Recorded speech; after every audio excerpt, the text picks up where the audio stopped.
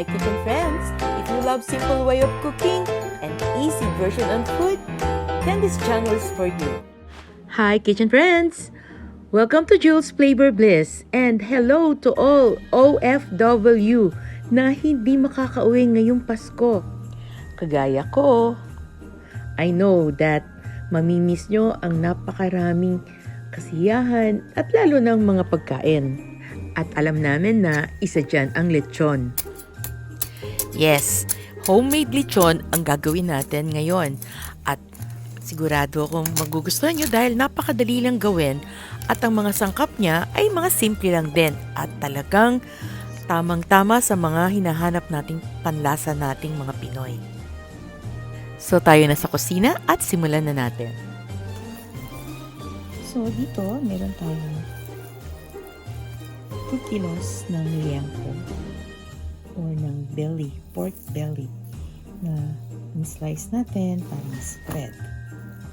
At gagawa tayo ng brine solution. Lagi nating tandaan, in every cup of water, kailangan natin ng 1 tablespoon of salt. At tansyahin lamang natin kung ganong karaming brine solution ang gagawin natin. Ang importante lang dito ay nakasubmerge o nakalubog maigi ang ating meat. Okay, and then i-rest natin ito ng overnight. Pero kulang yan para sa ating panlasa. Bigyan din natin ito ng chopped onions and chopped garlic at saka laurel leaves. Hinati-hati natin. So overnight itong nakababad sa chopped onions and then chopped garlic at bay leaves, no? Na medyo pinrake natin into pieces. So after resting overnight, i-drain naman natin siya ngayon.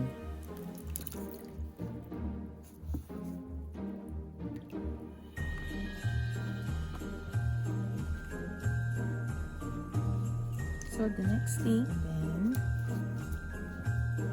i-drain natin siya maigi. We'll dry itong pork belly natin before adding again iba pa nating ingredients.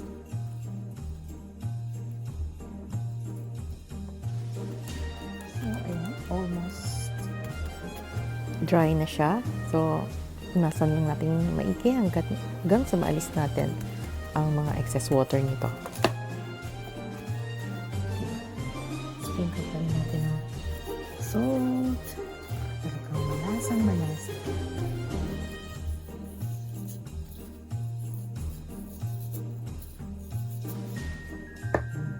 Pepper.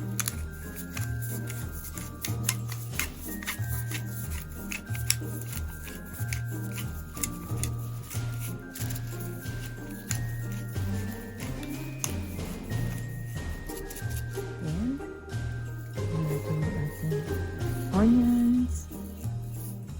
And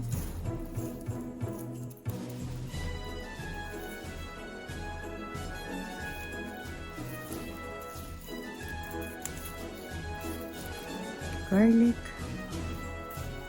And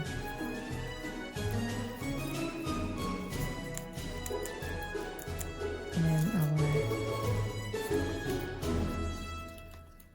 spring onion. Dito kasi diba biniyak natin yan, so sa kabilang parte ganun din ang gagawin natin. And then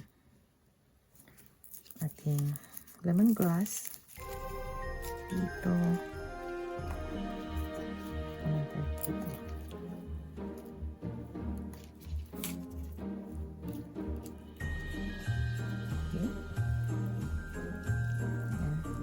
Fold natin.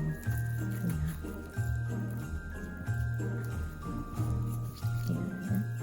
So, ito rin, sisiso natin ito.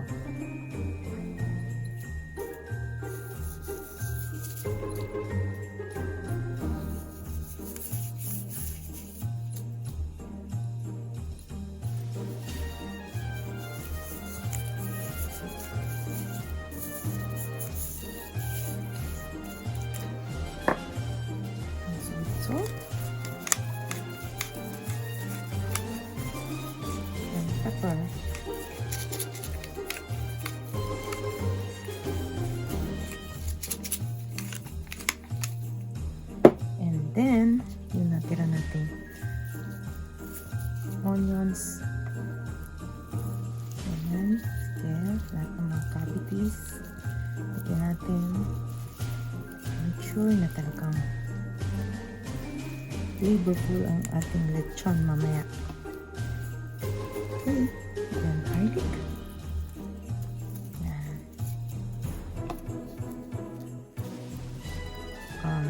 Okay, may nakalimutan tayo kanina. Ang ating bay leaf. Pwede natin isa ron. Isa rin dito. Okay. And then, yung ating lemongrass. And onions. Ayan. Spring onions. Some more lemongrass. Ayan. Okay. Yung ating bay leaf. Simtin na natin. Yan. Okay. Now,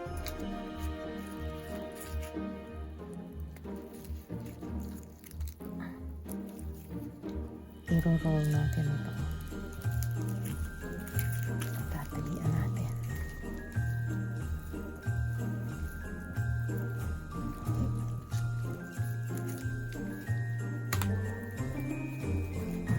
Alright.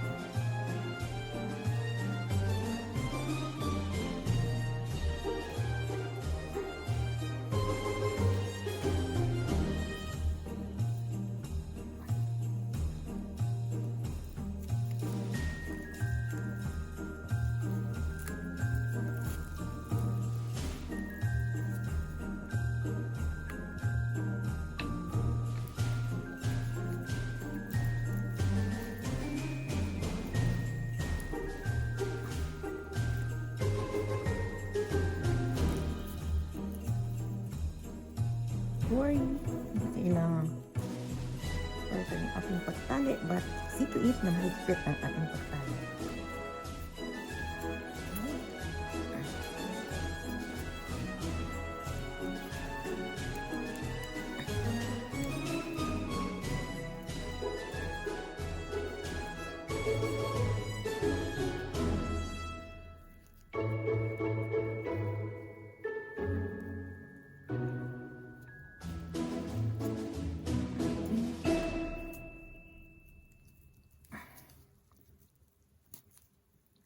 Sige. Tayo natin. Masipin natin na ike. Ayan.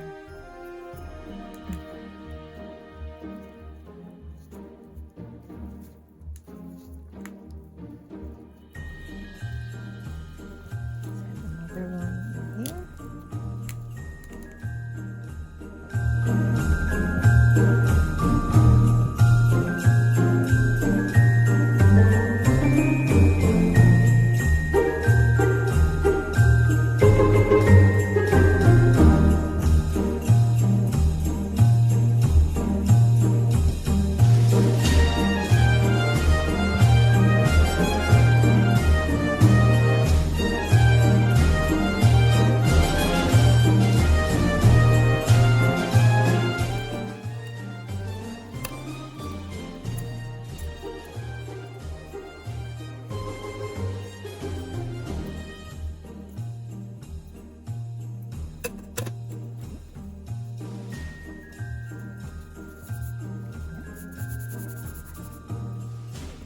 Ng sa grill at baking pan.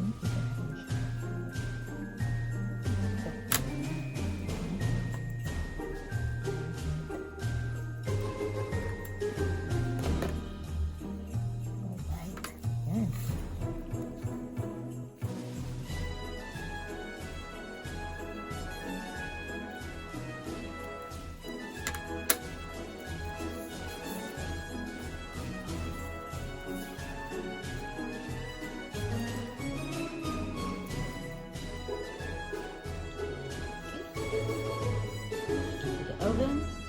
with a low fire.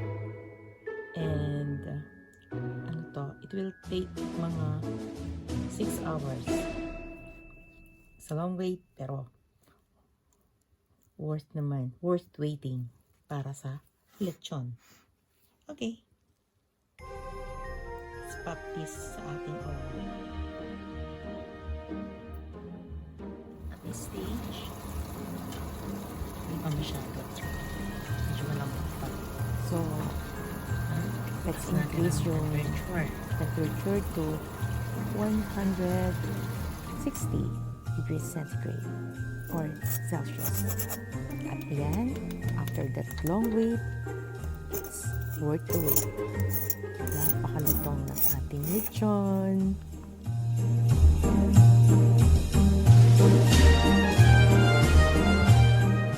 So, dyan, ito na ang ating lechon. Belly.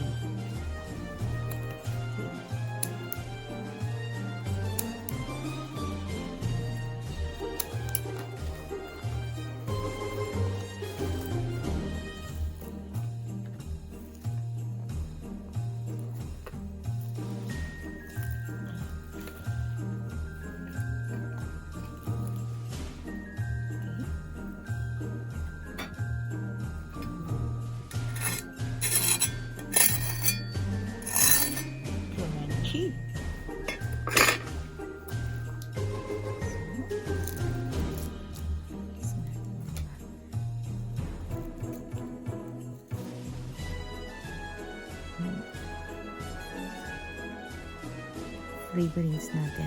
Ayan natin sa kailangan. Okay.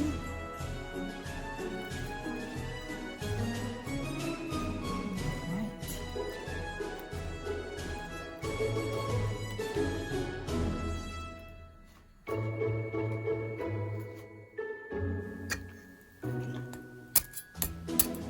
Wow! Can you hear that crunch? Ganyan kalutong ang ating homemade lechon. At ang recipe nga pala na ito ay mula sa isang batikang manglilechon dyan sa Pilipinas. Tatay siya ng isang friend ko at sinare niya sa akin ang kanilang recipe para naman magkaroon tayo ng authentic na lasa ng lechon. So, very crunchy, very crispy ang ating lechon at napaka-moist ng loob. Very juicy at talagang Thai Pinas. Nakakamiss ka talaga, especially kung pagdarating ang araw ng Pasko. So, kahit man lang sa mga pagkain na kaya natin gawin dito abroad, maiibsan ng konti ang ating homesickness. So, until next time, please subscribe ka naman, like and share. At marami pa tayong masasarap na pagkain Pinoy na tiyak ko magugustuhan mo.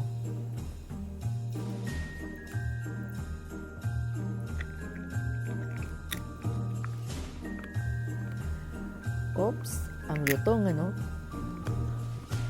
Nagutom ba kayo?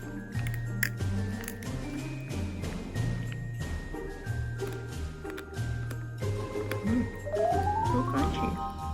Alam ko magugustuhan nyo to. Try nyo. Napakadala, di ba? So, I hope nagustuhan nyo to. And nagutom ko kayo. So, Merry Christmas sa inyo! And thanks for watching. Please do take care. Stay well. God bless. Bye!